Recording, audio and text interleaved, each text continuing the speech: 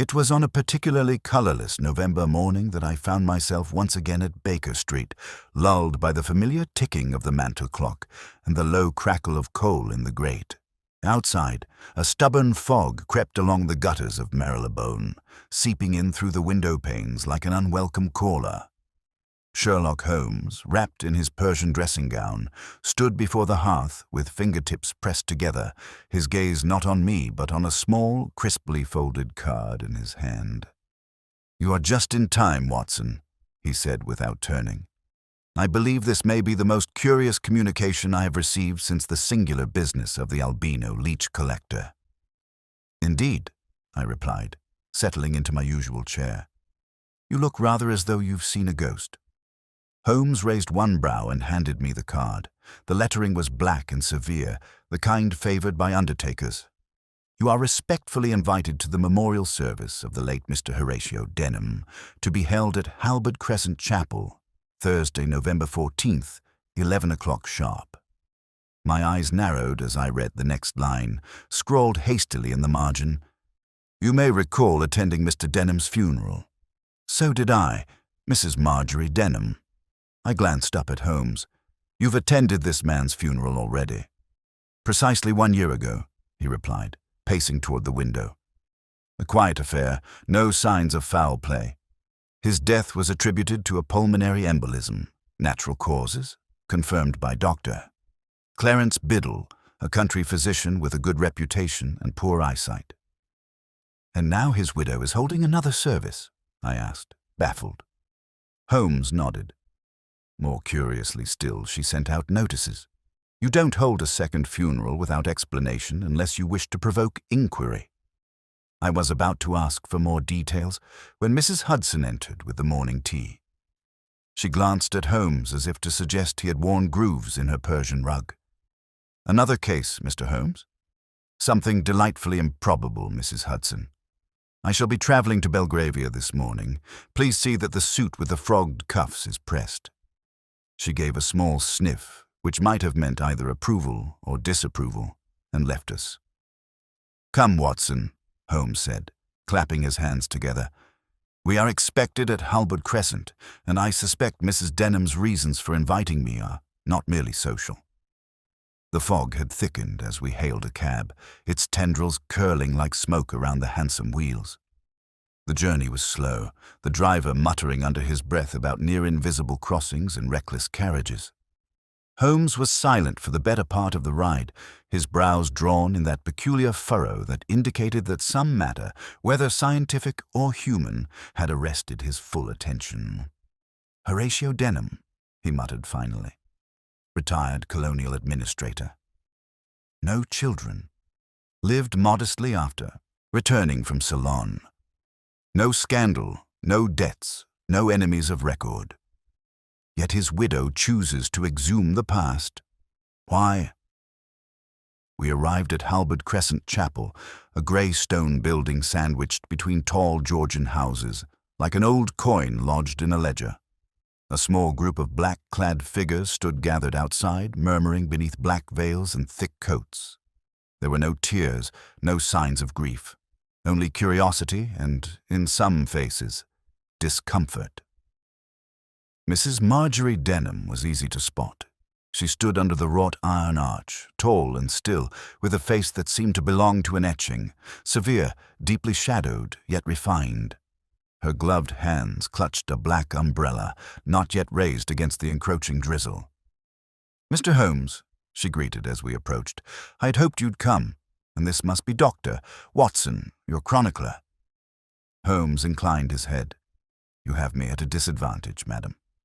"You were kind enough to attend my husband's funeral last year," she replied, "as are many here today, but I fear that the funeral was premature."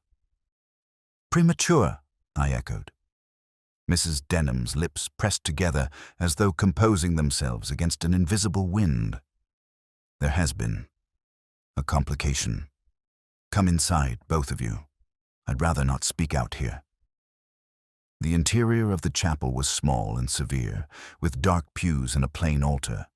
No flowers adorned the space.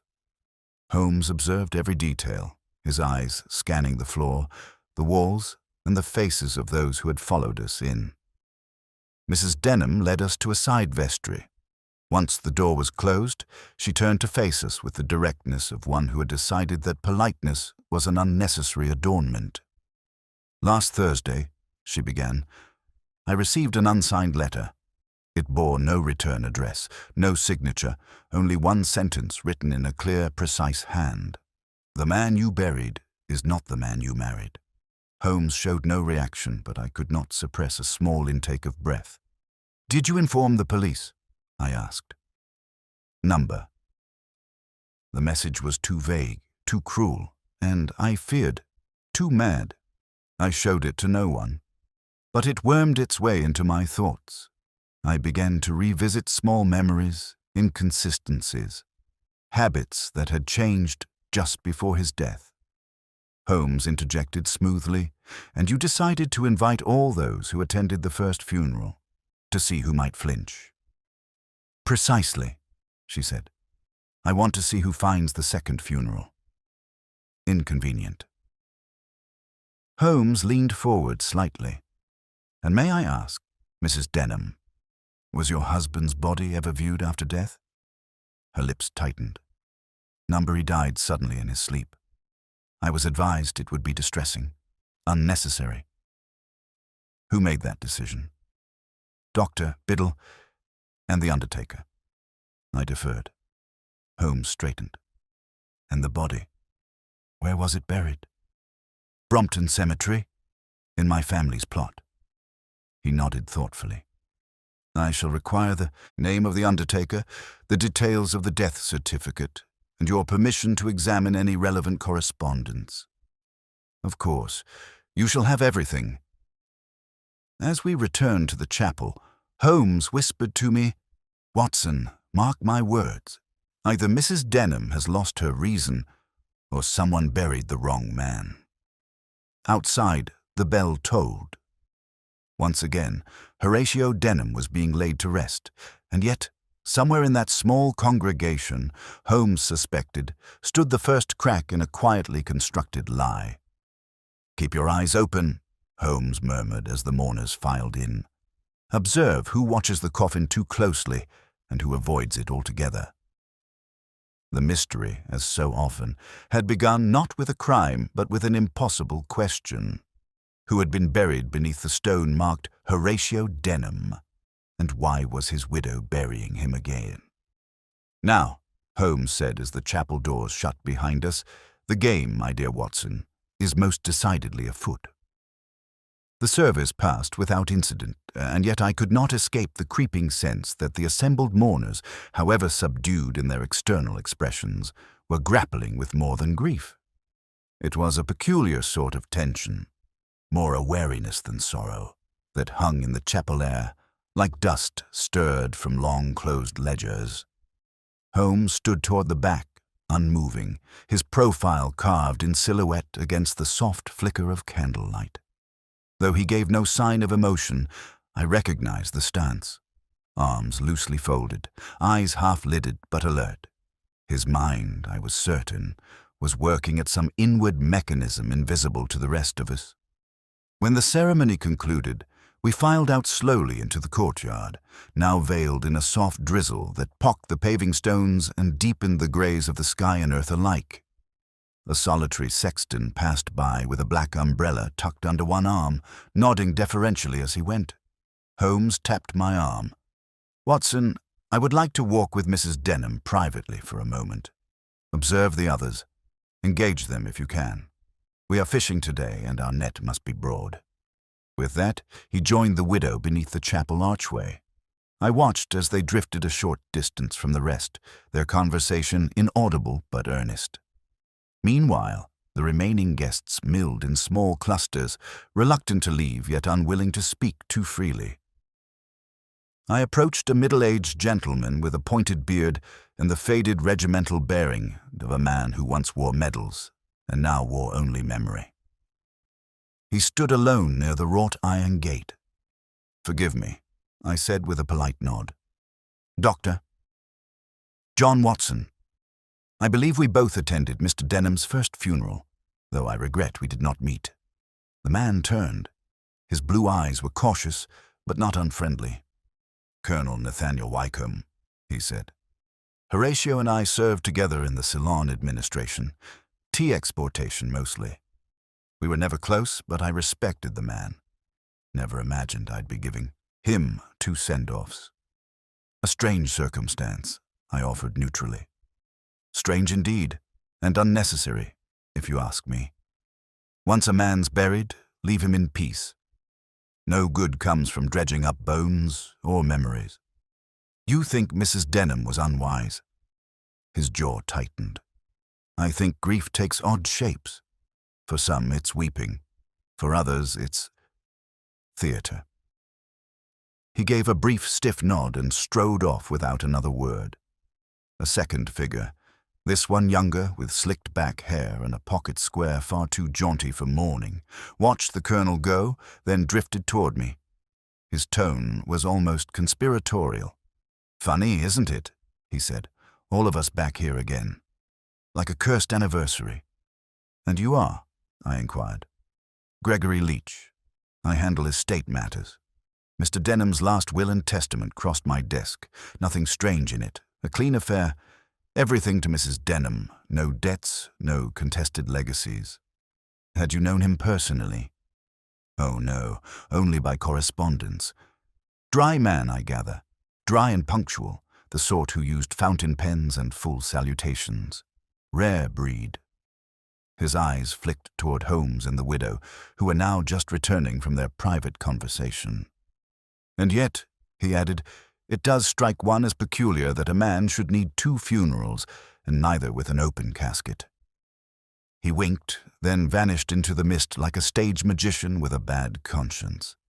Holmes rejoined me then, his expression unreadable. "Well?" I asked. "She's no actress, Watson. Her distress is genuine, but she tempers it with restraint. That in itself is telling." "Did she say anything useful?"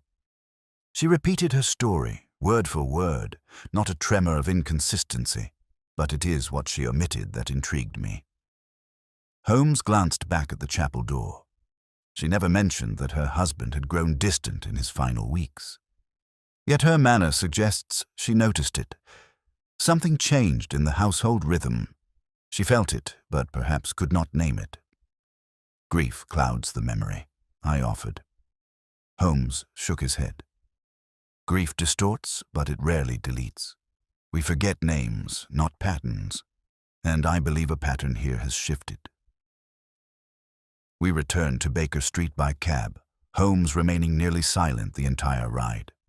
Once home, he threw off his coat, rang for coffee, and opened his notebook. "There are 4 leads we must pursue immediately," he said, jotting rapidly. "First, we require a certified copy of Horatio Denham's death certificate. Second, we must interview Dr. Biddle, who pronounced him dead. Third, we must trace the undertaker, Thompson and May of Holland Street. And fourth—" He paused, tapping his pen against his chin. "Yes?" I prompted. "Fourth, we must request an exhumation order." I blinked. "You believe the body is not Denham's?" "I believe," said Holmes, "that if someone wanted to substitute a corpse, the moment of greatest opportunity would have been when no one dared look too closely.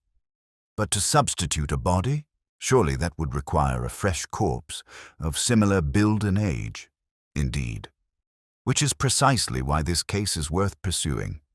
The more improbable the deception, the more careful the planning. We are not dealing with a crime of passion, Watson, but a design." There was a knock at the door. Mrs. Hudson entered with a telegram. Holmes read it, nodded, then passed it to me. "Biddle is not available. Out of town until Monday. Suggest you try the local registry for death certificate. Lestrade." "Lestrade is never helpful except by accident," Holmes murmured. "Very well. We go to the registry." An hour later, we stood in the drafty offices of the Civil Records Department, speaking to a young clerk with ink-stained fingers and a voice too soft for his work. "Horatio Denham," Holmes said, "died on the 10th of November last year. Brompton District. We require a copy of the certificate." The clerk disappeared into the archives, returning a few minutes later with a folded paper. Holmes took it, eyes scanning the lines swiftly. Cause of death: embolism of the pulmonary artery, he read aloud. Certified by Dr. C. Biddle. Time of death: 2:15 a.m. No autopsy was conducted. Body released directly to undertaker at 8:45 a.m. I leaned over his shoulder. Nothing suspicious on the surface.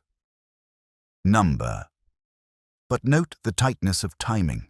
Death in the early hours, undertaker notified, and body removed less than 7 hours later, and no family physician called to confirm. The widow trusted the first opinion, I said. Holmes folded the certificate, or someone ensured she had no second opinion to seek. We emerged into the darkening street, where the fog had thickened into something that clung and swallowed sound. Holmes paused at the curb. Tomorrow, Watson, we will visit Thompson and May. I wish to see the ledgers for that morning. He looked out across the wet cobbles where the street lamps cast pale halos against the gloom. And then, he said softly, we may discover who it was that needed Horatio Denham's grave filled in such haste. The following morning dawned with a bitter wind that chased fallen leaves across the pavements of London like flocks of startled birds. I found Holmes already dressed in his grey suit and Inverness cape, a thin trail of pipe smoke curling upward as he stood before the fireplace, contemplating the coals with the same intensity he might devote to an encoded telegram. "Sleep well, Watson?" he asked without turning. "Tolerably," I replied, buttoning my collar. "Though I confess my mind remains tangled in the question you posed yesterday. Why would someone go to the lengths of substituting a corpse?" "Ah," said Holmes, "you have touched the heart of the matter. One does not fabricate death without motive, just as one does not forge a painting for its colors. We must discover who stood to gain by the burial of Horatio Denham, or of someone merely bearing his name."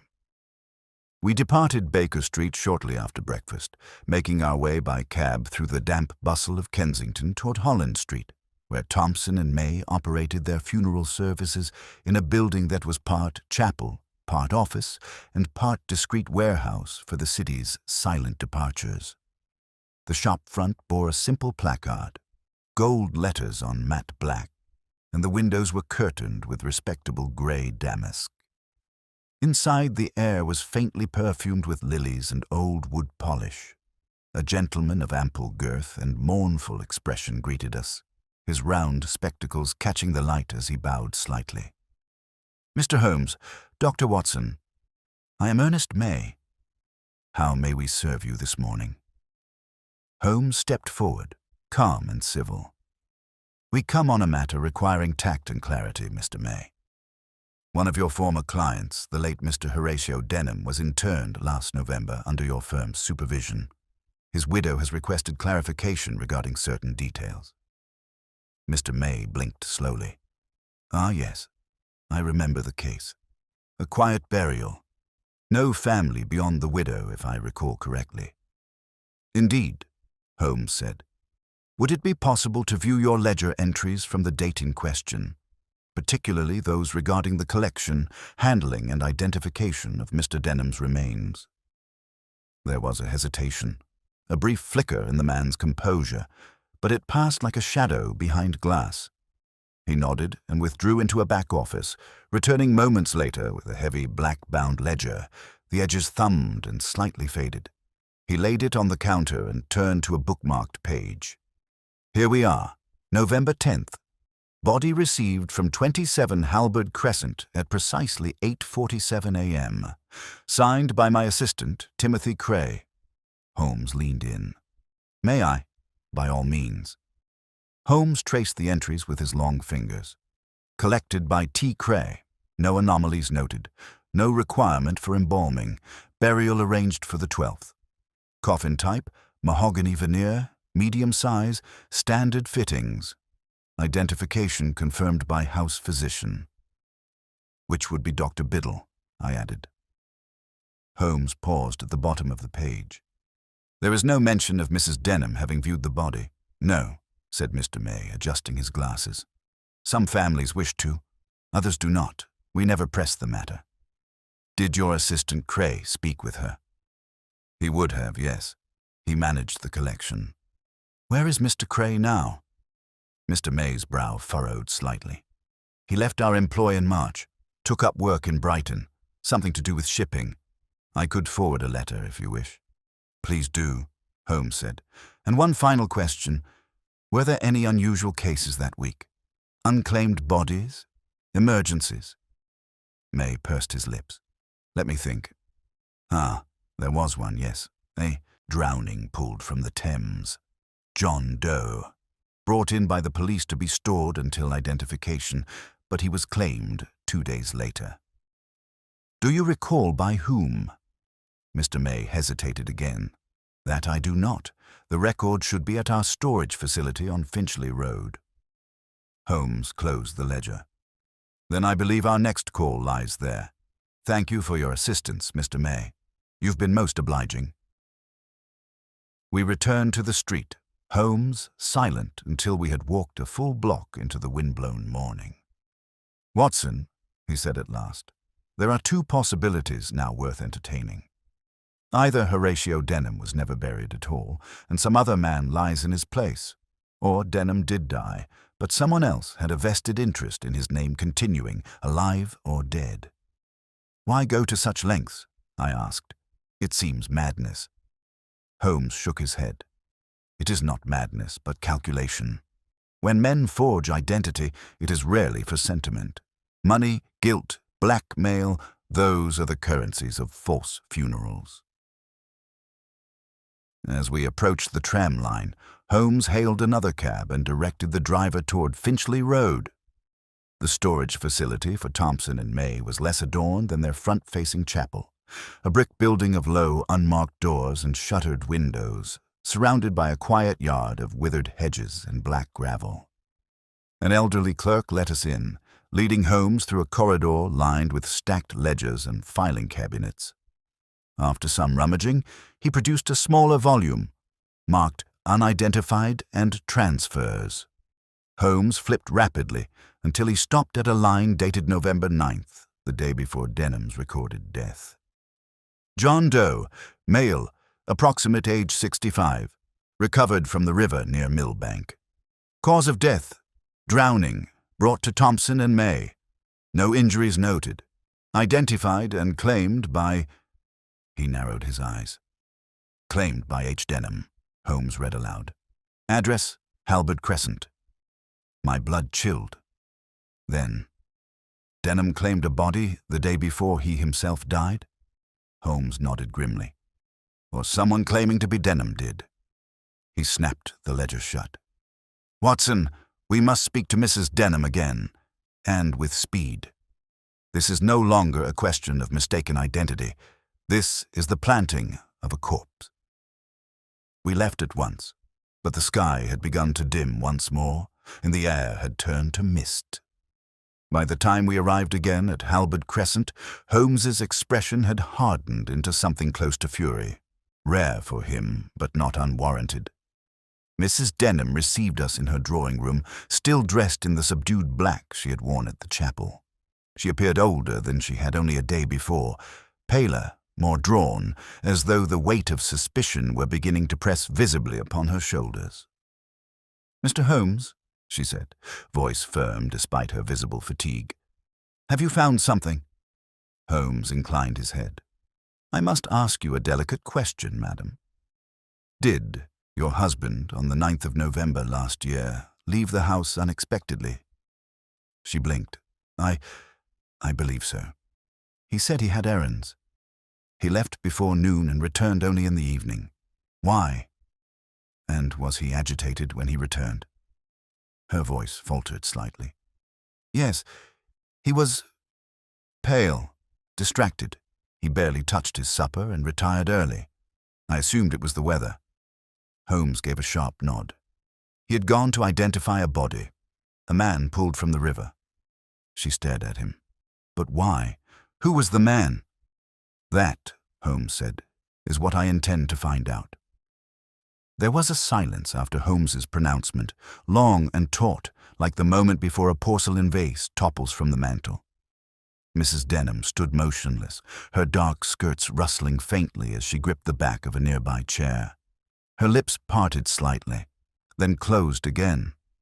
"I do not understand," she said at last, her voice hushed and deliberate. Why would Horatio identify a drowning victim? He was no magistrate, no investigator. What possible business would he have with such a thing? "That," Holmes replied softly, "is precisely the question." He stepped toward the fireplace and stared into the weakly burning coals. "You say he left early that day and returned late." Unsettled. Had he ever before behaved in such a way? Mrs. Denham shook her head slowly. Number Horatio was predictable. That's not an insult. He was a man of routine, of caution.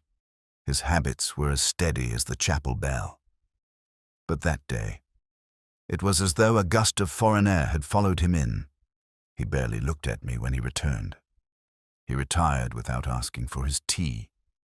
Holmes turned to face her. "Do you know of any acquaintances he may have had who fell on hard times? Old colleagues from Ceylon, perhaps? Anyone who might have ended up destitute, unclaimed, floating in the Thames?" She paused, eyes narrowing as she searched the recesses of memory. There was one man. His name was Edgar Shipton. They worked together on the Trade Inspection Committee years ago. He disappeared under some cloud. Nothing official, but Horatio mentioned it once. Said the man had taken bribes and vanished. He always assumed Shipton had fled the country. Holmes gave a faint nod, his eyes sharpening. "Did your husband mention Shipton around the time of his death?" "Number. Not for years." "Why?" Holmes did not answer directly, but turned toward me instead.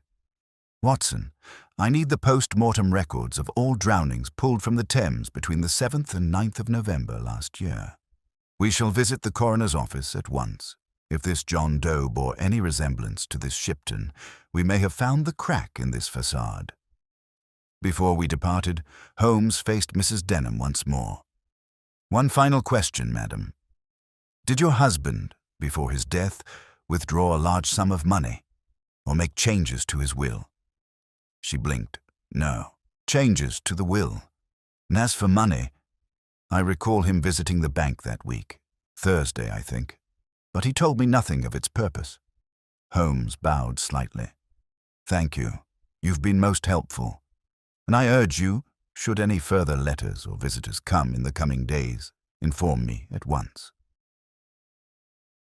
We left Halberd Crescent and caught a cab to the Southwark coroner's office, the cab wheels slicing through shallow puddles as London's persistent drizzle continued to fall, like the sigh of the city itself. The building stood squat and damp near the river, its walls stained with the soot of countless winters. Inside, Holmes produced a hastily written note on the back of his calling card and handed it to the assistant clerk, a nervous young man with perpetually ink-stained cuffs. "Coroner Tillings," Holmes said, "we're here on urgent inquiry regarding a John Doe retrieved from the river on the 9th of November, 1 year past." The clerk scurried off, and in a few minutes a stooped man in a heavy waistcoat and pince-nez appeared from behind a thick door. His eyes were rheumy but shrewd. "Ah, Mr. Holmes. Always a pleasure. You do have a knack for stirring up the long-forgotten. Come in, both of you." He led us into a cramped but orderly office, lined with ledgers and specimen jars. Holmes wasted no time. "I need every available detail concerning the unidentified man pulled from the Thames on the 9th of November. Appearance, clothing, condition of the body, and any notations from the post-mortem." Tillings adjusted his pince-nez and pulled out a thick brown folder, wrapped in twine.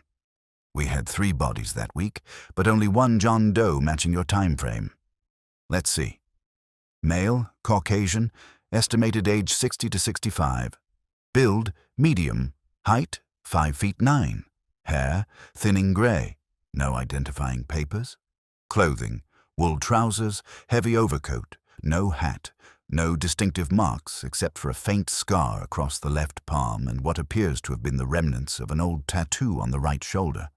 Illegible, likely navy. He turned the page. Cause of death was consistent with drowning. No signs of struggle or trauma. Liver temperature supported submersion within the previous 12 hours. Holmes tapped the desk. Was this man ever photographed? Tillings nodded and reached into a side drawer, withdrawing a faded photograph mounted on board. The features were somewhat distorted from water exposure, but the shape of the jaw, the deep brow, and the set of the lips were still visible. Holmes examined it in silence for a long moment, then passed it to me. "Does he remind you of the photograph in Denham's house?" he asked quietly. I hesitated, then said, "He could be Denham himself. Or a brother. It's close enough to cause confusion, especially if no one viewed the corpse directly." Holmes turned to Tillings. "What happened to the body?" "Cremated. No one claimed it for 2 days. Then a man identifying himself as Horatio Denham arrived with the necessary documentation, paid in cash, requested immediate cremation, and took the ashes himself." Holmes's eyes gleamed coldly. "So we have a man who may have staged his own death, after disposing of someone who resembled him closely enough to fool a widow, an undertaker, and the state." "But why, Holmes?" I asked. "If it was Shipton, what did he gain?" Holmes folded his arms, pacing slowly. "If Denham wished to disappear, there are simpler ways. But if he wished to become someone else, perhaps escape disgrace, legal pursuit, or personal ruin, then burying his own identity under a false death would be an elegant escape, especially if he believed no one would ask questions." "But he underestimated his widow," I murmured. "Quite so, and underestimated fate. Someone sent that anonymous letter to Mrs. Denham, which means someone else knew." Holmes turned back to Tillings. "Have there been any inquiries about this John Doe in the months since?" "None," said the coroner, "but the file has been accessed twice, once in January, again just a month ago." Holmes's eyebrows shot up. "Who accessed it?" Tillings checked the back page of the file. "Signed by Gregory Leach." "Leach," I repeated, "the solicitor." "Indeed," Holmes said grimly, "a man who claimed to know nothing of Denham personally. And yet he viewed the post-mortem record of a man supposedly unrelated to the estate." Holmes turned on his heel. "We are being watched, Watson. The trap was laid a year ago, but someone is still adjusting the wires." We departed the coroner's office with the photograph and a growing storm of implications swirling about us. Outside, the rain had stopped, but the clouds hung low over the Thames like a dark curtain waiting to rise. As we crossed Blackfriars Bridge in silence, I saw Holmes's expression harden. "This case," he said at last, "was never about death. It is about reinvention and the cost one pays to vanish." The next morning, I found Holmes at the breakfast table with a barely touched plate of toast and a stack of newspaper clippings beside his coffee cup.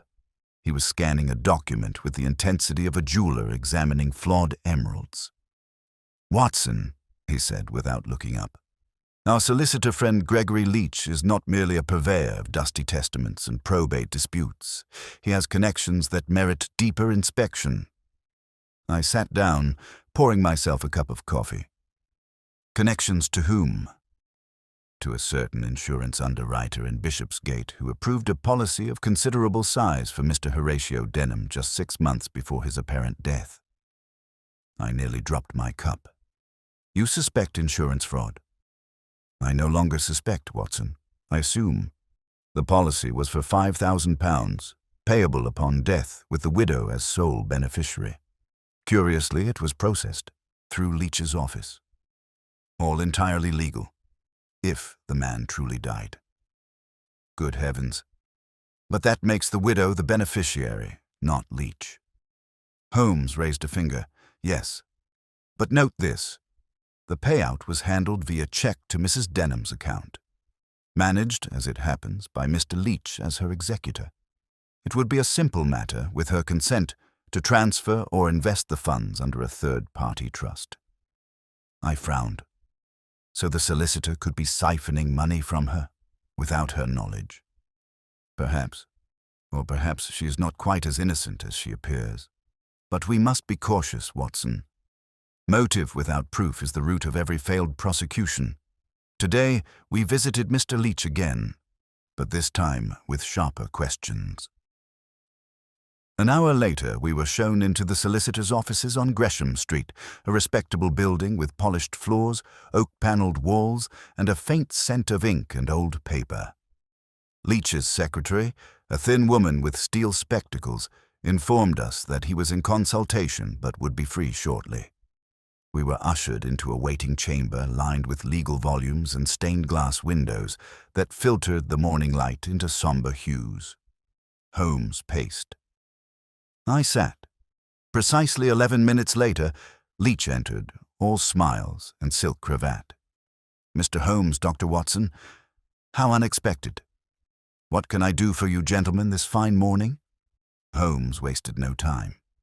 "I believe you recently accessed the Southwark coroner's records concerning a John Doe recovered from the Thames on the 9th of November last year. Would you care to tell us why?" Leach's expression flickered. Only for a heartbeat, but it was enough to confirm that our visit was no longer a courtesy. "Ah," he said, clearing his throat. "Yes, I did request that file. Professional curiosity, you understand. Mrs. Denham mentioned her suspicions about her husband's death. I thought it wise to gather anything pertinent in case of legal proceedings." Holmes's tone remained level. "Mrs. Denham did not mention the body in the river?" Leach blinked. "No? Number. And yet you found your way to that specific file within a vast archive." I was following a hunch. Holmes took a step forward, folding his arms. "You do not strike me as a man who follows hunches, Mr. Leach. You are precise, strategic, the kind of man who reads fine print on an envelope. So let me ask you again. How did you know that the body claimed by Mr. Denham was the key to this puzzle?" Leach's smile faltered. He moved behind his desk, perhaps hoping the rosewood barrier might shield him from Holmes's gaze. "I had reason to believe there were irregularities," he said slowly. "The insurance company contacted me. They noted the lack of a second medical opinion, requested assurance the death was legitimate." Holmes pounced. "Yet you vouched for it." "Why?" Leach's hands clenched around the edge of the desk. "Because I thought it was legitimate. At the time." "At the time," Holmes echoed softly. "I didn't question the death then. I only began to doubt later, when the letter arrived." Holmes's eyes sharpened. "What letter?" Leach hesitated again, then opened a drawer and withdrew a crumpled envelope. He passed it to Holmes. The handwriting was the same as that on the note Mrs. Denham had received. The man in the grave is not who he claimed to be. No signature, no return address. "It arrived a month ago," Leach said. "That's when I began digging. I compared the timelines. I found the coroner's report. I realized someone may have substituted the body and that I might have vouched for it. If this goes to court, I could lose my practice." "You may lose more than that," Holmes murmured. Leach's face paled. "What do you mean?" Holmes leaned in. "I mean that you are either being used as a pawn, or you were complicit in burying a lie that someone else is desperate to keep hidden. Either way, the time for shielding the truth has passed." Leach's lips parted to reply, but at that moment the office door burst open. The secretary appeared, pale and trembling. "Mr. Leach, there's been a break-in. Your document vault. The locks were forced." Leach rose at once. "What?" Holmes was out the door before either of us. We followed him down a corridor into a storage room with scattered papers and overturned boxes. The air was thick with the scent of ink, wood, and smoke. Someone had tried to burn a bundle of documents, but the attempt had been interrupted. Holmes stooped and lifted a charge sheet. "The insurance file," he muttered. "They were after the paperwork." Someone wants this trail erased. Leach looked stunned. But who? Holmes stood.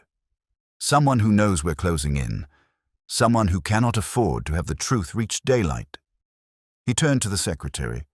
Call the police and keep everyone in the building until they arrive. Holmes handed me the signed page. The signature is still intact, he said. And it isn't Denham's. I examined it. The name scrawled across the bottom was unmistakable. Edgar Shipton. But Holmes, if Shipton signed the policy, then it wasn't forged by Denham. Was it Shipton who faked his death? Holmes smiled grimly. Or Denham became Shipton. The game is not merely one of substitution, Watson. It is one of identity, a shell game played in the shadows, and we must now determine who the real Horatio Denham was when he died, and who still walks in his name still. That afternoon, Baker Street was thick with an atmosphere as heavy as the clouds that had gathered above London. The windows shuddered against the occasional gusts of wind, and the rain tapped insistently at the panes as if the storm itself were impatient for Holmes's conclusions. I sat across from him, watching as he examined the charred remains of the insurance file with surgical precision, each fragment laid out across the table like pieces of a burned map. Despite the heat of the fire, certain lines of ink had survived, most notably the signature, Edgar Shipton. Holmes did not speak for several minutes, and I dared not interrupt him. He had that familiar look about him, still as a coiled spring, yet burning with inward intensity. Finally, he looked up. Watson, he said, we have passed the point of conjecture. We must now regard the case not as one of simple deception, but as a deliberate erasure of identity. Someone wished for Horatio Denham to disappear. Someone assumed another man's name, and someone else knows the truth, and is willing to risk exposure to preserve it. You believe Shipton assumed Denham's identity? I asked. I believe the name Horatio Denham is now a garment worn by another. Whether the man who signed that insurance policy was Shipton impersonating Denham, or Denham using Shipton's name, we must untangle the knot before it tightens further. He stood and moved to the sideboard, where he extracted a rolled map of London and unfurled it across the table. Let us consider this, he continued. If Denham had discovered Shipton, disgraced and perhaps living in squalor, it is conceivable he offered him assistance, or threatened him.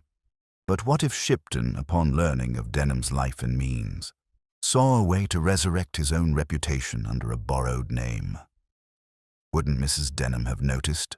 I asked. Surely she'd recognize her own husband. Holmes gave a humorless smile. You underestimate the subtleties of human routine, Watson. A man's gait, his tone, and his habits, all can be mimicked, especially when the marriage is more form than passion. It takes a very intimate eye to spot an impostor, particularly when that impostor is well prepared, and the widow is led to believe grief must excuse all changes in manner. I frowned. Then the real Denham is dead, and the man living in his place was Shipton? Or vice versa, Holmes said, but it is Shipton's name that appears on the insurance document. That was no accident. It was either a moment of truth or a deliberate misdirection. He returned to the armchair and steepled his fingers. There is one place where deception cannot follow, he murmured, and that is beneath the ground. You mean the grave? Indeed. The man buried in Brompton Cemetery under the name Horatio Denham must be exhumed. If we find any mark, any remnant, a scar, a tooth, a piece of bone that identifies him, we will know who died and who lives. That evening, Holmes secured the necessary paperwork from Scotland Yard through a combination of logic, persuasion, and a particularly scathing letter to Inspector Lestrade. The exhumation was scheduled for the following morning, and Holmes insisted I accompany him, despite my reservations about the grimmer side of medical practice. It is not the dead that trouble me, Watson, he said, but the living who fear what the dead may tell. The next day dawned grey and cold, with the scent of damp earth heavy in the air. At Brompton Cemetery, a small team of workers had gathered beside the Denham family plot, a square of trimmed grass bordered by ivy-clad stone. Mrs. Denham stood to one side, pale and resolute, her black gloves tight at the wrist. Gregory Leach was notably absent. Holmes greeted her with a quiet nod. "You understand why this is necessary?" She nodded. "I want the truth, Mr. Holmes, even if it brings no peace." The men worked efficiently. With each stroke of the spade, the coffin drew closer to daylight. The grave was opened, the lid pried loose with iron bars, and the remains within revealed to us in solemn silence. There was no smell. The coffin had been well sealed. What remained was skeletal, but not unrecognizable. Holmes crouched, inspecting the bones, then lifted the left hand gently. "Watson," he said, "look here." I stepped forward.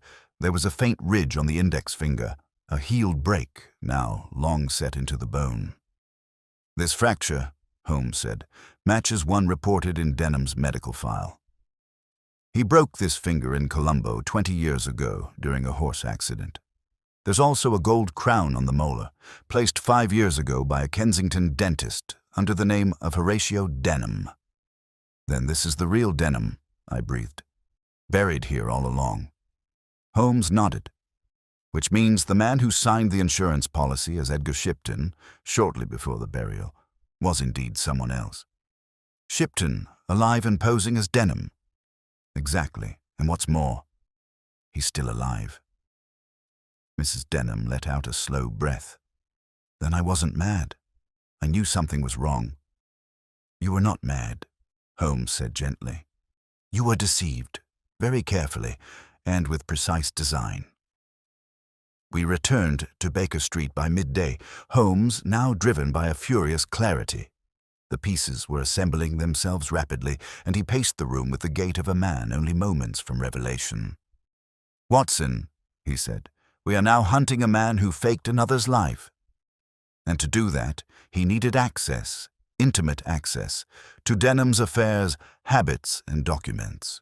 That means Shipton must have re-entered Denham's life months before the death." I nodded. "Could Leach have been involved?" "Possibly. But Leach is too nervous to be the architect. More likely, he was used. But there is someone else, someone we have overlooked." Holmes paused mid-stride, then turned to me sharply. "The bank." "The bank?" "Mrs. Denham said her husband visited the bank the week he died. That means the staff there would have seen him regularly. If someone replaced him, even for a few days, it would require convincing not just his widow, but also the clerks, the doormen, the manager." He was already putting on his coat. "We go to Denham's bank, Watson. And if Shipton truly did masquerade as him, someone there saw more than they realized. We only need to ask the right question." The rain had begun again as Holmes and I arrived at Chilworth and Penley, a modest but reputable banking house tucked away along a quiet stretch of Pall Mall. The building, with its sturdy stone facade and engraved nameplate, gave off an air of silent judgment. A brass bell above the door announced our entrance, and almost immediately, a bespectacled clerk looked up from behind a partition with a polite but impassive expression. "May I assist you, gentlemen?" Holmes stepped forward and handed over a calling card. "Mr. Sherlock Holmes and Dr. Watson at your service. We come with inquiries regarding the late Mr. Horatio Denham, formerly of Halberd Crescent, and a client of this institution." The clerk accepted the card with a faint lift of the brow. "One moment, if you please." He disappeared behind a panelled door.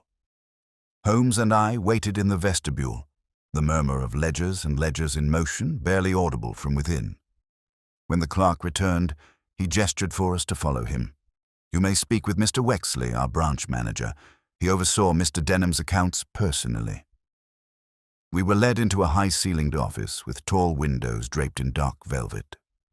Behind a massive walnut desk sat Mr. Wexley, a man of 60 with a silver beard, a sharp part in his hair, and the wary look of someone who had seen many fortunes rise and fall.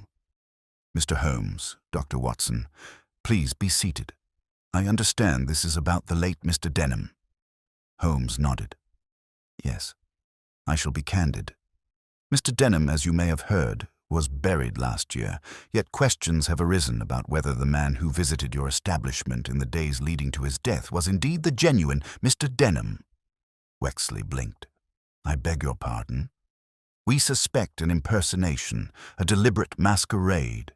And you, sir, may be one of the few who saw both the original and the impostor, if such a deception did indeed take place. Wexley leaned back, lips pursed. Well, he said slowly, Mr. Denham had been our client for over a decade. Quiet man. Very punctual. Came in once a fortnight, always at 10 o'clock sharp on Thursdays. Polite, conservative with his investments, nothing extravagant. And in the week before his death, Holmes pressed. He visited twice, Wexley said, glancing down at a logbook. Once on Monday, again on Thursday. The second visit struck me as different.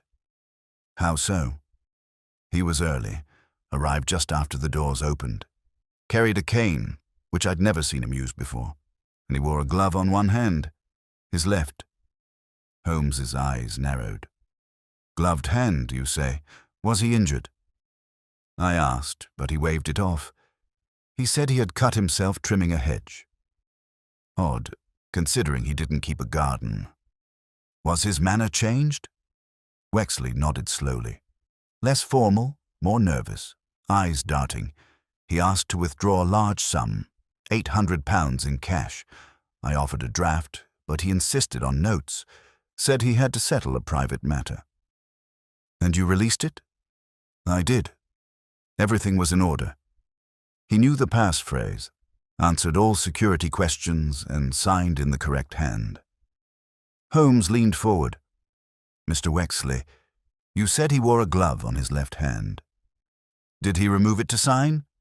Yes. And was there anything unusual about the hand? Wexley paused, then nodded again. Now that you mention it, yes. There was a blot of ink on the side of the finger. Faded, but visible. Holmes sat back, satisfied. That, Mr. Wexley, may prove invaluable. As we returned to the street, Holmes offered no explanation at first. He walked quickly, his steps brisk, his eyes fixed ahead as the rain pattered against his coat. What do you make of it, Holmes? I asked at last. A cane, a glove, an ink stain. Details, Watson, but details that build a man. He halted near the mouth of a narrow alley, speaking more softly now. First, the glove, a device used to hide something. Not a wound, but a scar, or perhaps a tattoo, one that might identify the wearer as someone other than Horatio Denham. We already know the body in the river bore a tattoo, a naval one, most likely. If the impersonator bore the same, the glove would conceal the link. I nodded. And the cane? Simple disguise. Men often assume the aged require support. A cane adds the illusion of frailty. It distracts from a man's face, posture, and pace. And the ink? Holmes smiled faintly. Ah, the ink. A relic of habit. Shipton, if that's who it was, had once been a clerk in Ceylon before his disgrace. Clerks write, and they smudge. Denham was a man of letters, but not a penman. He rarely wrote by hand. He dictated. So Shipton revealed himself by his ink-stained finger. Not conclusively, but to the trained eye, it whispers loudly. Back at Baker Street, Holmes sent a telegram to a naval registry clerk in Portsmouth, requesting any service records pertaining to an Edgar Shipton, with emphasis on tattoos or disciplinary actions. Then he sat down and spread a small stack of cuttings before him, old shipping news, colonial telegrams, and trade bulletins from Ceylon. Watson, he said after some time, I've found it. Read this. I leaned over and examined a small clipping from the Colombo Tribune, dated 13 years prior. The Inspector General's office issues a warrant for Edgar Shipton, formerly of the Trade Commission, for embezzlement and falsification of accounts. Shipton fled Colombo after falsifying death records of 2 government officials during a shipment fraud scandal, believed to be traveling under assumed identities. Holmes tapped the line. There it is. Falsifying death records. Shipton had experience in the very game he played here. He vanished once into the sea of names, and he did so again in London, under Denham's skin. At that moment, a knock at the door interrupted us. It was Mrs. Hudson, bearing a telegram on a silver tray. Holmes unfolded it. He read silently, then passed it to me. Shipton sighted in Margate, registered as H. Denham, staying at Seaside Inn under false name, observed by informant, awaits orders. Inspector Baines. Holmes rose with calm finality. Pack your bag, Watson. We went to Margate. The ghost who signed his own death is enjoying sea breezes, and I intend to interrupt his retirement. The early morning train to Margate groaned into motion beneath a sky still heavy with mist and salt. Seagulls wheeled above the station as if sensing something in the air, and the distant sound of waves crashing against the harbour accompanied us out of London and into the grey-streaked countryside. Holmes sat opposite me in the compartment, arms folded, face unreadable save for the faint flicker of calculation behind his eyes. "I wonder," I said after a time, "what manner of man we are about to meet. Shipton, masquerading as Denham, alive and living comfortably by the sea, while the real Denham lies in a grave of stolen silence." Holmes tapped his gloved fingers against the window. He will not expect pursuit this late. He likely believes the deception is complete, the past drowned and buried. That makes him vulnerable, but also dangerous. A man who has rewritten his life twice will not surrender easily to being unmasked. The journey took just over 2 hours, and we arrived in Margate by mid-morning. The seaside town, though quieter in the off-season, bore the unmistakable marks of gentility gone slightly to seed. Paint peeled from iron railings, shutters creaked in the breeze, and the sea wall bore the weathered scars of 100 storms. Yet there was beauty in its decay, a charm Holmes scarcely noticed as he marched through the town with singular purpose.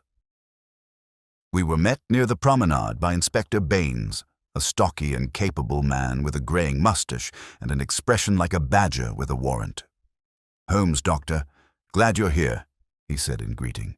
"Our man's staying at the Pelican Arms, a modest little place just off the water. Registered 2 weeks ago as Mr. Henry Denham. Claims to be a writer recovering from influenza." "Has he gone out?" Holmes asked. "Not since yesterday. Mostly keeps to himself. Come down for breakfast, then back up again. Reads newspapers, walks the cliffs in the evenings. Harmless enough, until one knows what to look for." Holmes nodded. "And you're certain of the identification?" Baines produced a small photograph. "Taken just 3 days ago. Matches the old trade inspection photos you sent. It's Shipton, all right. Older, greyer, but the eyes and ears are unmistakable." Holmes studied the image. "Then we proceed. No police uniform. I want to confront him myself. Quietly, without force. He must not know the law stands behind me. Not yet." Together we approached the Pelican Arms, a weathered inn nestled between a milliner's shop and a small lending library. Its facade was painted a cheerful but faded blue, and a row of potted geraniums struggled for life beneath the salt wind. Inside, the proprietor, a rotund woman in her 50s, led us to the first-floor landing. "Mr. Denham's in number 4. He's a quiet one. Pays on time. Doesn't much like company."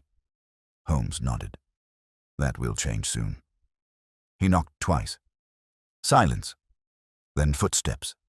Slow, deliberate. The door opened.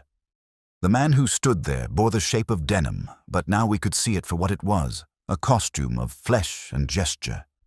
He was tall, lean, dressed in a brown cardigan and cravat. His hair was greying, his beard trimmed, but the eyes, those were Shipton's, sharp, calculating, and wary. He took one look at Holmes and tried to close the door.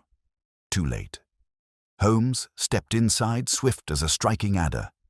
"I would not advise that, Mr. Shipton," he said coolly. "We are far past the threshold of denial." The man froze, then turned.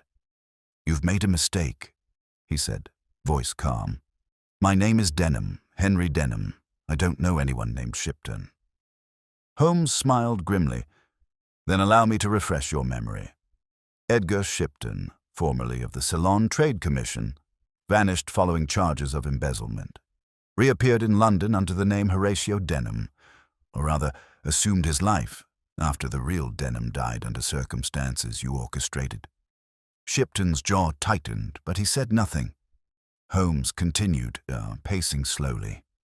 "You found him, your old colleague. Perhaps he offered forgiveness. Perhaps he threatened exposure. Either way, you saw opportunity. You watched him, studied his habits, learned his voice, his manner, his gait, and when the moment came, you substituted a corpse. You buried a lie and climbed out of the grave with a new name." Shipton finally spoke. "You can't prove a word of it." "On the contrary," Holmes said, drawing from his coat the photograph of the drowned man. "The body pulled from the Thames bore your naval tattoo. The coroner's report is in my possession. So is the ledger showing you, using Denham's name, claimed that body for cremation." He produced the second photograph, the one from Baines. "And here, today, stands the man who signed the insurance papers as Edgar Shipton, the same man who posed as Denham to collect funds, to escape the noose of his former life." Shipton moved to speak, then stopped. Holmes stepped closer, lowering his voice. "Tell me, Mr. Shipton, when you forged your new identity, did you ever consider the widow? Did it weigh on you at all that she might mourn a man who wasn't even in the coffin she paid to bury?" Shipton's mouth opened, but no words came. Holmes let the silence hang. Then, gently, he reached into his pocket and drew out one final object, the glove found in Denham's bank visit. "Even your hand betrayed you," he said. "Ink-stained, covered not to conceal injury, but identity." Shipton sank into a chair. For a moment he looked not like a fraud, but a man unraveling under the weight of the past. "Why now?" he asked, voice barely a whisper. It was over. The name was buried. The world had moved on. Holmes's tone was soft but firm. "No deception lasts forever.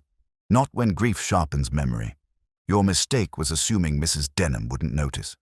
She did, and she asked the only man in London who wouldn't look away." We left the Pelican Arms with Baines close behind. Shipton, silent, defeated, was led gently to a waiting cab. His fate now lay in the hands of the law. Back on the cliffs, Holmes stood for a moment, staring out over the crashing waves. "You see, Watson," he said, "the truth does not always emerge in force. Sometimes it waits, like a tide, patient, relentless. And when it arrives, it washes away even the deepest footprints." "And Mrs. Denham?" I asked. "She will have answers now," Holmes said. "Not peace, perhaps, but answers." He turned from the sea, coat whipping in the wind. "And now, my friend, let us return to Baker Street. The game is nearly done, but not yet complete." We returned to London in the gathering dusk, the lamps flickering to life along the streets like muted sentinels against the encroaching dark. Holmes remained unusually silent for much of the journey, his chin tilted downward, fingertips pressed together beneath his lips. Though Shipton's apprehension in Margate might have brought closure for many men, I knew my companion too well to assume he considered the case finished. There was a tension in him, a tautness I recognized from those rare occasions when the surface of resolution concealed a deeper disturbance. Only once we were seated again in our Baker Street sitting room did Holmes speak, and even then it was with that particular clipped restraint that heralded unfinished business. "The truth is a curious thing, Watson," he said, stirring the fire with the poker. It illuminates, yes, but it also casts longer shadows. We have unmasked Shipton. His deception is exposed, his motives largely comprehensible. But something remains amiss. I raised my brows. You mean beyond the impersonation? Precisely. The anonymous letter, Watson. The one received by Mrs. Denham and the one Gregory Leach claimed to have received separately. Those letters are the loose thread. I leaned forward. Surely Shipton didn't send them himself? That would defeat his entire scheme. Exactly. He had every reason to remain hidden. No, those letters came from another hand, one close enough to the affair, to know its deepest secret, but distant enough to be outside the chain of guilt. Holmes rose, walked to the writing desk, and retrieved the two letters, the one from Mrs. Denham's sitting room and the other Leach had reluctantly produced. He placed them side by side beneath the gaslight. Observe the handwriting. Same pressure, same slant. The ink slightly darker on the Leach letter, perhaps due to fresher nib, but identical in composition. Written by the same person, I said. Holmes nodded. Indeed, but not Shipton, not Denham, and not Mrs. Denham. She writes with a distinct upward curve and thinner strokes. We saw her signature in the chapel guest book, which leaves us asking, who wrote the letter that shattered the illusion? Just then, a knock at the door interrupted our scrutiny. Mrs. Hudson entered bearing a telegram, her expression tight. A boy from the Brompton post office brought this. Said it was found in a pile of undelivered correspondence, dated last year. Holmes took the envelope and opened it. As he read, his eyes lit with that rare flash of sudden, electric clarity. He handed it to me. The telegram was brief. Reconsider inspection appointment. Identity of man in river may be false. Come at once. Urgent. See Biddle. Biddle, I said aloud. The physician who signed Denham's death certificate. Holmes paced the room, eyes narrowed. Biddle suspected something, he said. Something about the corpse, perhaps. He sent this telegram to Mrs. Denham, but it never arrived. Buried in the bureaucracy of the post. I looked again at the telegram. The date. It's the morning after Denham's supposed death. Exactly. Biddle saw the body, or something about its circumstances, and tried to raise the alarm. Holmes turned toward the door. Watson, we go to see Dr. Biddle tonight. No delay. The man may hold the final piece.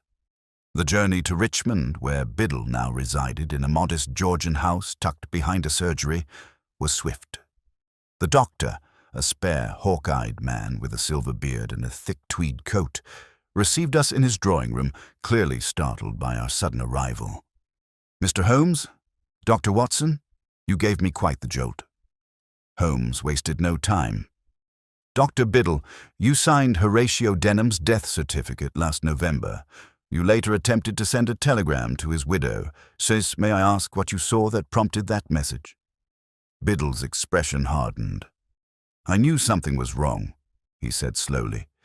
Mrs. Denham had called me after her husband was found unresponsive. I arrived shortly after 6 in the morning. The man was already cold. Far too cold. Rigor had begun, and yet the time of death could not have been earlier than 2 or 3 hours before, given the conditions. It didn't make sense. Go on, Holmes said. There was another thing. I had met Denham several times before. Conducted a checkup only 6 months earlier. The man on that bed had the same features. Yes, but there was a different scar on the chin. Denham's scar ran vertical. This man was horizontal. Holmes's eyes glinted. You suspected a substitution. I did. But the widow was distraught, and I had no proof. When I questioned the undertaker later, I was told the cremation was being arranged quickly. Too quickly. I sent the telegram to Mrs. Denham, urging her to delay, but apparently it never reached her. Holmes nodded. It did not. The letter that reached her came almost a year later. Biddle leaned back, frowning. That wasn't from me. Holmes turned to me. Then there's only one person left who had access to both Denham and Shipton, to the body and the burial, and to every signature in between. I followed his logic. Timothy Cray, the undertaker's assistant. Precisely, Holmes said. He handled the body's removal, signed the ledger, and disappeared to Brighton shortly after. I dismissed him too early. He knew. He saw something, perhaps even facilitated the switch for a price. And now, a year later, guilt or fear has driven him to send the letters. Then he's our missing witness. Holmes rose. We find Cray, and we hear his confession. With that, the last mask falls. By the following morning, the clouds above London had lifted, revealing a pale sliver of blue sky for the first time in days. But the deceptive brightness in the heavens did little to temper the urgency with which Holmes moved. We departed Baker Street by the early southbound train to Brighton, Holmes having already made discreet inquiries through Inspector Lestrade and the Thompson and May funeral office. Timothy Cray, the elusive undertaker's assistant, had left London not in disgrace but in discomfort, quietly shifting to the coast with neither scandal nor farewell. Now, we meant to find out why. On the train, Holmes sat with his hands steepled beneath his chin, eyes closed as though sleeping, but I knew better. The silence between us was charged not with rest, but with strategy, and when he finally spoke, it was in that low, deliberate tone that always marked the final descent into the heart of a case. If my deductions hold, he said, Cray did more than see the truth. He helped facilitate it. Willingly or under coercion, he became an accomplice in the burial of a man under a false name. And then, unable to live with what he'd done, attempted to correct it through those anonymous warnings. You believe he wrote both letters? I asked. I do. He would have had access to the funeral registry, to the corpse, and to the schedule of the cremation. Only he could match such details to Denham's final hours with such accuracy. And if fear prevented him from speaking publicly, then guilt may yet persuade him to confess, under the right circumstances. We arrived in Brighton just before midday. The streets near the sea were lively with promenaders and vendors, but Holmes paid them no mind. We had already received Cray's address from the local records office, a small attic room above a tobacconist's on Clarence Terrace. As we made our way there, Holmes's steps were steady and unhurried, but his focus was absolute. The building itself was narrow and slightly bowed with age, its brickwork stained with sea air. We climbed a crooked staircase to the top floor, where a door hung slightly ajar. Holmes knocked twice. No answer. He pushed gently, and the door swung open on rusted hinges. The attic was dimly lit, its lone window facing the grey swell of the channel. A bed stood against one wall, a small stove in the corner. Papers were strewn across a narrow writing desk, and the air smelled faintly of ink, salt, and old tobacco. At the desk sat a thin man in his early 40s, spectacles perched on the end of his nose, hands folded before him. He turned slowly as we entered. I wondered when someone would come, he said quietly. Holmes inclined his head. Mr. Cray, I presume. Yes, he replied. Timothy Cray, formerly of Thompson and May, and you're Mr. Sherlock Holmes. Holmes offered a slight smile. The same.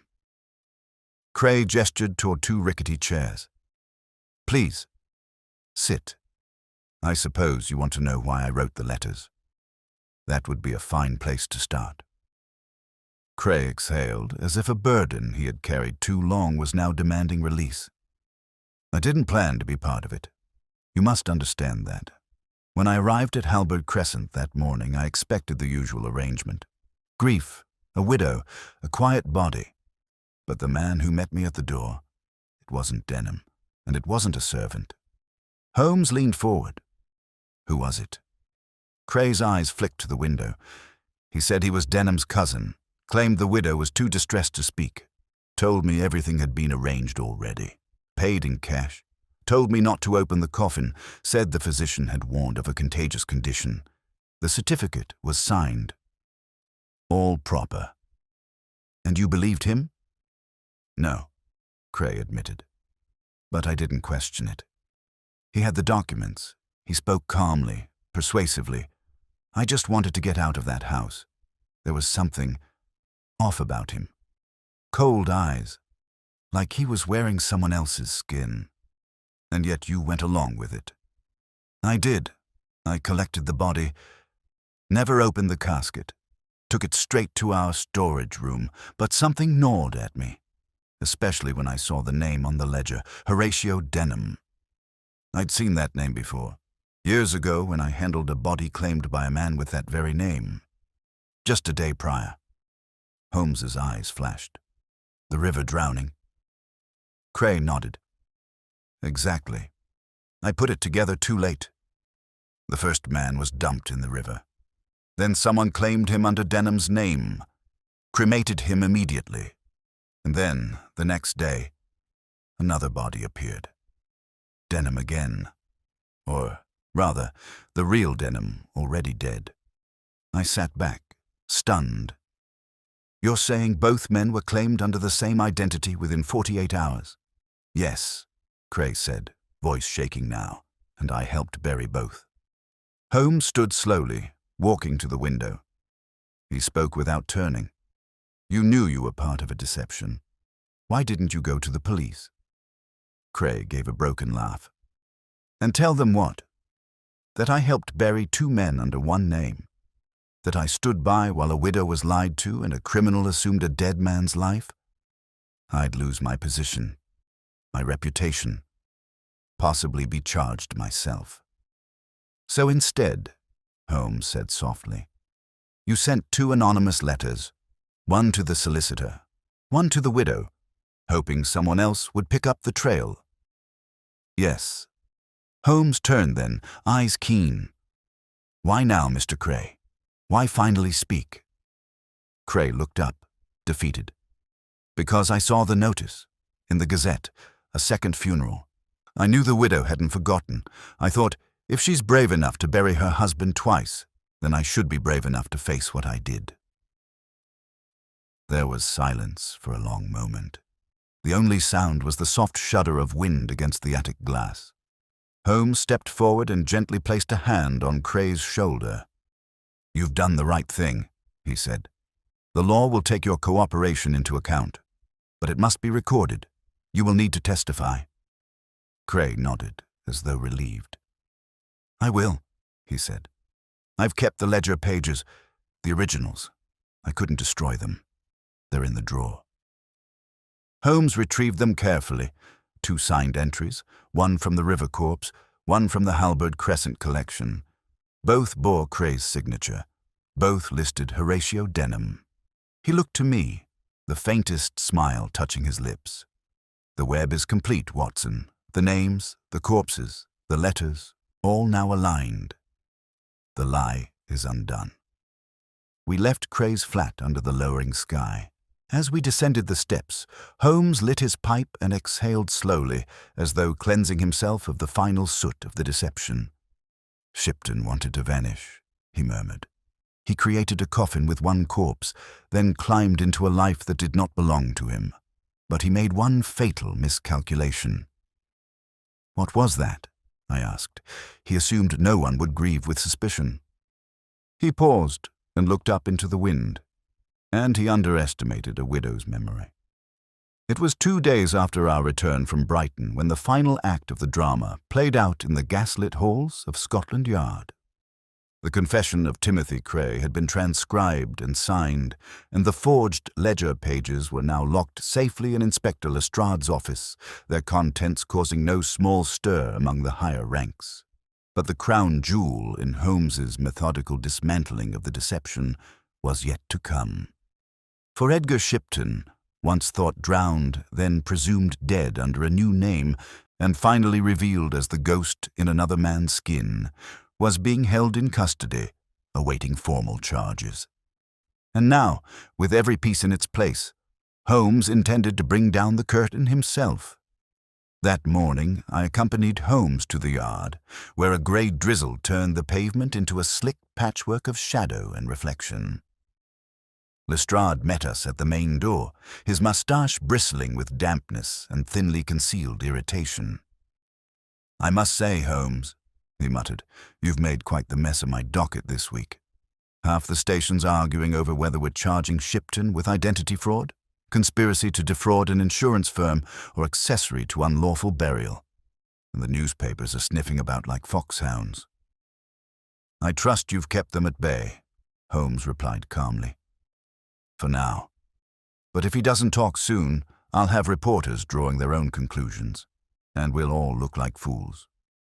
Holmes offered his faintest smile. "Then allow me a few minutes with the prisoner. I think you'll find he's ready to speak." Lestrade hesitated. "He hasn't said a word since Margate, not even during the formal questioning." "He was waiting for someone who understood the rules of his game," Holmes said. "Take us to him." We were led down to the cells, a cramped corridor of rusted bars and whitewashed brick, where the air smelled faintly of old soap and damp wool. Shipton sat in a plain wooden chair, shackled at the wrists. He wore the same cravat and cardigan he'd been arrested in, though his appearance had changed. His face, once calculating and poised, was now hollow, with a slackness to the mouth and a flicker of something behind the eyes, defeat, or perhaps relief. Holmes stepped into the cell as the door clanged shut behind him. Shipton looked up. "You've won," he said, voice hoarse. "Are you satisfied?" Holmes didn't sit. "I'm not here for satisfaction, Mr. Shipton, only for the truth, and perhaps for your own peace." Shipton gave a dry laugh. "Peace, that's a word I haven't earned." Holmes stepped closer. "Why Denham? Of all the men you could have chosen to impersonate, why him?" Shipton's eyes grew distant. "I knew him in Ceylon," he said slowly. "Not well, but I remembered his face, his habits. We both worked under the same commissioner. When the scandal broke, I vanished. Changed names, lived in the underbelly of cities. I watched others rise. I waited." He took a breath. "Then one day, in a boarding house in Suffolk, I saw him. Denham. Older, slower, alone. No children, a tidy pension, the perfect life. And I wanted it." "You approached him?" Holmes asked. "I followed him. For weeks. Studied his route, memorized his gait, his handwriting. I wrote to him finally, claimed I was a fellow officer from Colombo. We met. He was cordial, polite. Then I told him who I really was. And he reacted. Poorly, Holmes said. More a statement than a question. Shipton's jaw tensed. He told me to leave, that he'd report me. I had no time. I returned the next day. He didn't answer the door. I let myself in." "You killed him?" "No," Shipton said almost angrily. "He was dead already. Stroke, I think. I found him slumped at his writing desk, half a page written, a half-eaten supper, and I saw the opportunity. No one had seen him that day. His wife was at her sister's. There would be no questions." "So you fetched a body," Holmes said, voice quiet. "The drowning victim." "Yes. I knew of a man who'd fallen into the river near Millbank. A contact of mine from the docks had seen it pulled out. The resemblance was uncanny. I bribed the mortuary assistant, claimed the body, paid for its cremation. That was my Denham. The real Denham I left on the bed, as though he'd died quietly in the night." Holmes gave a slow nod. "And the certificate?" "The physician?" "Biddle. He arrived just after dawn. I made myself scarce. Left a note explaining that Denham had taken ill suddenly and I was out fetching laudanum. By the time I returned, he'd signed the certificate. It was far too easy." Holmes paced once, then turned sharply. "You fooled them all, the undertaker, the widow, the physician, but not Cray." "No," Shipton admitted. He looked at me strangely when I greeted him at the door. He knew something didn't sit right. I saw it in his eyes. You threatened him? I suggested it would be better to keep quiet, that his job depended on it. I didn't need to say much. And when he sent the letters, I panicked, Shipton confessed, burned the files at the solicitor's office, paid a boy to delay telegrams. I couldn't let it unravel. Holmes was silent for a long time. Finally, Shipton looked up. Do you believe I wanted to kill him, Mr. Holmes? I believe you didn't have to, Holmes said. Fate handed you the keys. But you opened the door willingly. That is your crime. Lestrade entered, notebook in hand.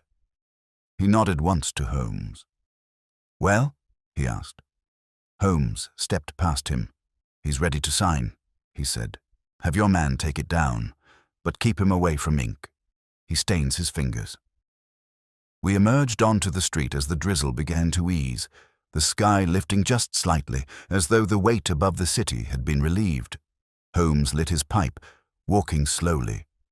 Will the court convict him? I asked. Holmes shrugged. On the fraud, certainly. On the impersonation, almost certainly. On death, perhaps not. There was no violence. But the deception, so carefully crafted, so coldly sustained, will ensure the court sees him for what he is. And Mrs. Denham? Holmes's face softened. She will finally bury her husband. Just once. And she will know that it was not madness which haunted her, but instinct. We reached Baker Street by late afternoon. As Holmes removed his coat, he paused and turned to me. Watson, I wonder how many other lives are lived in borrowed names. How many quiet streets contain men who once died on paper, only to walk again beneath another title? I said nothing, for I sensed the thought was not meant to be answered, only recorded. It was a week later that the second and final funeral of Horatio Denham was held. This time, not in a fog of confusion, but with clarity earned through patience and pain. The service was small and private, held once again at Halberd Crescent Chapel, but the gathering bore none of the furtive glances and guarded expressions that had clouded the first. What had once been a ceremony laced with unease now bore the solemnity of truth. The widow stood beside the casket, no longer shrouded in doubt, but in something quieter. Resolution. Holmes and I stood near the back of the chapel as the minister spoke. Holmes, typically unmoved by ceremony, watched with surprising attentiveness. He had removed his hat and remained still throughout the rites, as though observing the final thread of the tapestry being stitched into place. When the eulogy concluded and the mourners began to file out, Mrs. Denham approached us. She was dressed in black once more, but not the same garments as before. These were simpler, less performative, as though mourning had been refined into something honest and personal. Mr. Holmes, she said, her voice steady. Thank you. I don't believe the law or the newspapers will ever truly explain what happened, but I have peace now. That is more than I had for nearly a year. Holmes gave a modest nod. It was your letter that began all this, madam, or rather, the letter you received. But it was your instinct, your refusal to accept what didn't sit right. That brought it to light. She glanced toward the coffin as it was carried out. I did not weep today, not because I didn't love him, but because I can finally remember him as he truly was, and not as a shadow stolen by another man. Holmes looked at her carefully, then said, Do you wish to know the full truth, Mrs. Denham, even the pieces that were never read aloud in court? She hesitated, then shook her head. No, she replied. The dead are at rest now. Let them sleep.